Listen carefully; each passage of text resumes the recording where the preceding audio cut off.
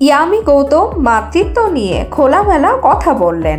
বলিউড অভিনেত্রী ইয়ামি গৌতম সম্প্রতি তার মাতৃত্বের অভিজ্ঞতা নিয়ে খোলামেলা মন্তব্য করেছেন। তিনি জানিয়েছেন, মাতৃত্বের এই সময়টি তার জন্য মানসিকভাবে অনেক চ্যালেঞ্জিং ছিল, বিশেষ করে যখন তিনি শুটিংয়ের কাজে ব্যস্ত ছিলেন। তবে এই যাত্রায় তার পাশে থাকা স্বামী আদিত্য ধরের সমর্থন ছাড়া তিনি এই অভিজ্ঞতা একাই মোকাবেলা করতে পারতেন না।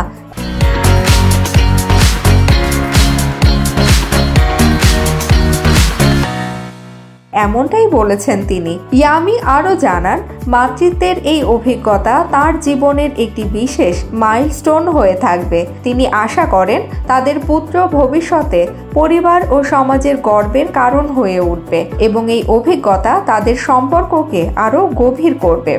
এছাড়া এই সুখী দম্পতি তাদের সন্তানের নাম রেখেছেন বেদবিদ, যার অর্থ বেদের জ্ঞানী ব্যক্তি।